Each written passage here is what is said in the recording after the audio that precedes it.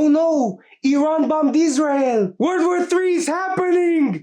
Bro, have you watched the news for the past, I don't know, 4 years? If the recent proxy war happening in Ukraine right now taught us anything, is that the world has a very low trust in media and governments in general. The information is so censored, controlled, bent, blown out of proportion, and in some instances downright fabricated by the media to push the current propaganda, the current psyop, for us to consume like good sheep. There are here on YouTube independent channels and journalists that are doing a much better job with no biases than any other mainstream outlets like BBC, CNN, or MSNBC. If you challenge the narrative, you are a Putin bootlicker. If you challenge the PSYOP, you are a Russian spy. If you dare to question who blew up the Nord Stream pipeline, it was the CIA, you are a Russian bot. Oh, and I'm not talking only about the West here. In Russia, if you ask Putin why the war is still ongoing, you have an accident. You fall on stairs and break your neck in 10 places. You know, I hate modern technology, but one good thing I can praise about the internet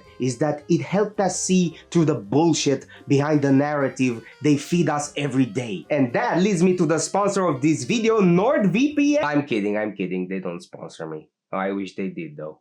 So, NordVPN, call me. One side of the conflict is authoritarian, and you either get killed or sent to the re-education camps if you question their narrative. The other side is also authoritarian, although they don't kill you right away, unless you are a friend of Hillary Clinton. They only demonize you, deplatform you, and freeze your bank accounts if you point out a certain tribe or question the narrative. With the Israel and Palestine war is the same. Look at people who dare to express solidarity with the Palestinians or question the Israeli government. Look at Candace Owens. She got fired from Daily Wire by that man-child Ben Scheckelberg. Look at Bassem Youssef. Every Zionist reached for his throat when he pointed out they commit genocide in Gaza. Who benefits from war? The military-industrial complex. Raytheon, Lockheed Martin, Boeing. Who else benefits? The bankers, because the governments need to borrow money from somewhere, right? Those bullets they send in Ukraine aren't gonna buy themselves, you know. Who else benefits? The media. They get the ratings, the ad revenue comes pouring in because you pay attention like a good little idiot, and they fearmonger you to keep you scared and easily control you. Oh, thank God each day more and more people are trusting the media less and less. When Western media portrays Russia as a weak country with a weak military force and a dying economy while embargoing them and showing that their economy actually grew under sanctions, you know,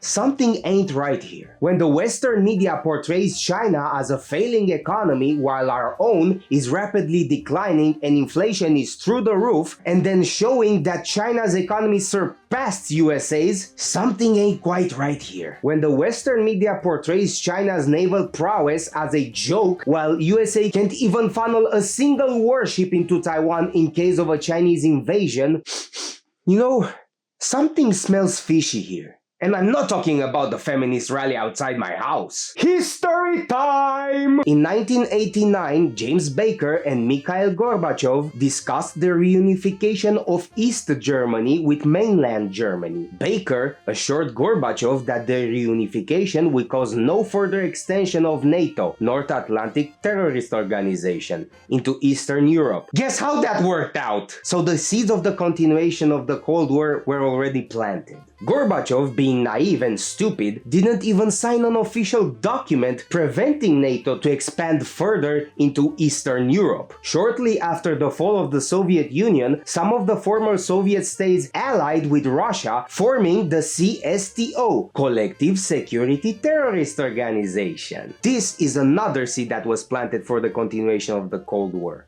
So basically, we're back at square one. Fast forward to 2000, when Clinton visited Moscow, Putin asked to join NATO.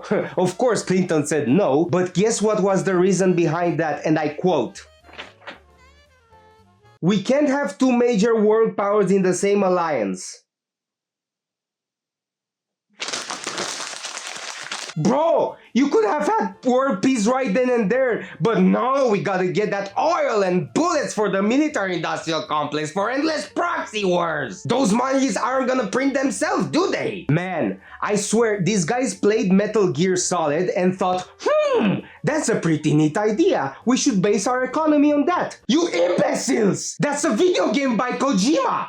Not a fucking instruction manual! Well, of course they need to have a Cold War. They have to justify their inflated wages and the bloated budget for the army. If Russia joins NATO, there wouldn't be a need for NATO anymore. Of course they need Russia to be a common enemy. Otherwise, the people will revolt against them. Imagine what would the US economy be without foreign small proxy wars, fake insurrections and military coups. What would Raytheon do with all those bullets? Shove them up their ass? After the fall of the glorious Soviet Union that plunged Russia into poverty from a socialist economy to a capitalist one because it was too sudden a change, and that goes for all the countries from the communist bloc. Where do you think all the Marxist college professors went after the fall of the Soviet Union? Well, I assure you, it wasn't fucking Sri Lanka. No wonder you Americans are so subverted at this point. You see your enemies as friends and your friends as enemies. They fuck with your values and then you get your sloppy seconds in the form of consumerism and degeneracy. Your worldview is so warped, you give your allies billions and billions of dollars with no strings attached to blow up children in the Middle East. You abandoned your religious and traditional virtues that build your nation by Christian pilgrims and frontiersmen. Not those fake Freemasons on your dollar bill. Man, Yuri Bezmenov was right. USA is cocked beyond belief at this point. The media portrays the us versus them narrative. It clearly shows that the mentality of the Cold War is deeply rooted into the American mind and culture. Like they are the heroes and the others are villains. Just like during the Cold War, McCarthy would say, "You commie spy, you're here to destroy our democracy with your Marxist ideals." And the commies would say, "You capitalist pig, you're here to destroy our precious communist utopia." That's not real communism, but you're still a bourgeoisie pig. But you see, you're both stupid, because now your economies are relying on cheap labor provided by a small, insignificant, teeny tiny country called China. That's right, you self-righteous assholes. That iPhone from your hand was made by the tiny hands of a Chinese child that works like a dog for a bowl of rice in a sweatshop in fucking Shanghai! Sorry for getting heated like that, but I don't think children should be worked like cattle. I know, controversial take. While China is trying to forge a new global currency with the BRICS nations, Russia, Brazil, India, and South Africa, and being more free market oriented than ever, USA and some EU countries are promoting and their governments are willingly paying more for domestic workers and home companies to make homemade products, but a little more expensive. And you know, I kinda like this idea, but it's too little and far too late for that. And in some instances, banning some Chinese products like Huawei. But why would they do that? Well, Jimmy, if you live under a rock, China has the largest army in the world at this moment, and they want a new world order where American values are not forced onto small countries. They want a multipolar world order based on mutual benefit, or so they say. That threatens the US global hegemony, and we can't have that, can't we, Jimmy? Oh, and Russia, you know, that big mass of land that has more oil and gas than they can consume in 10 lifetimes? Yeah, they shut down their pipelines to Europe, and now Germany is freezing and has to dig for coal. So much for renewable energy, am I right, Ursula von Imbecile? Look at you. Look what you once were and what you've become. Pathetic. So the global economic war has already begun. And who's suffering the most? Of course, us plebs. With the Ukraine war being on life support, the next target for the next big proxy war is this island officially called the Republic of China.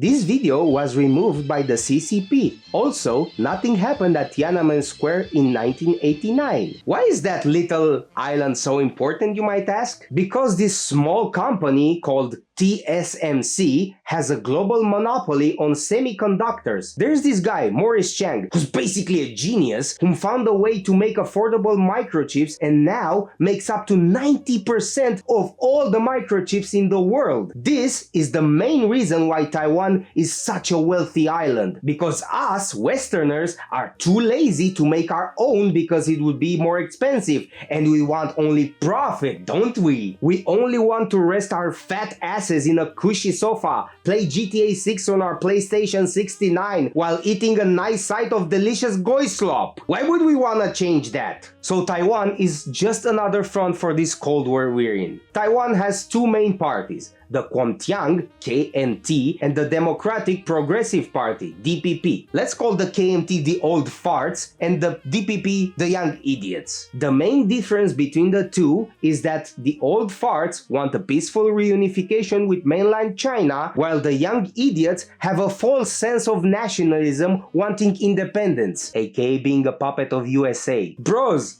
you're not a nation. Your warlord, Chiang Kai-shek, fled China to establish a rogue government, and you are the remnants of that government. Before your independence, you were boot-stomped by the Japanese, and before that, you were just another tropical destination for the emperor of the Qing dynasty. So please, calm the fuck down with your national identity, okay? Your party's existence is thanks to USA bribery. Lobbying. And of course, the old farts are 100% funded by the CCP, so you're both controlled opposition. I see three options here. 1. China invades Taiwan and the West embargoes them and supports them with trillions of dollars. That would be a stupid idea, because that would kill the West's economy and China's economy in the process, because of cheap labor and cheap products. 2. China will invade Taiwan and be done with, 3 hours with no US backing, and China will get a small sanction and a slap on the wrist that will last, 20 minutes. And the third option, which is the best in my opinion, is a peaceful unification with mainland China. I mean, come on, it's not like you guys are not the same brothers. Hey, while we're at it, why don't we reunite those Slavic countries, eh? Or perhaps the Korean Peninsula, eh? Since they're basically brothers, eh? No? Okay. More proxy wars then! Clearly, the Iron Curtain never fell and is the same shit since forever. America is stuck with the same old mentality and they still think they are the biggest superpower in the world, and China cannot be trusted. Not with millions forced into sweatshops if they question the goof. We live in a dystopia where the media creates the story and feeds the narrative in the form of propaganda. Never before in the history of mankind the lines and allegiances were this blurry as they are today. This Cold War is waged upon us, the people.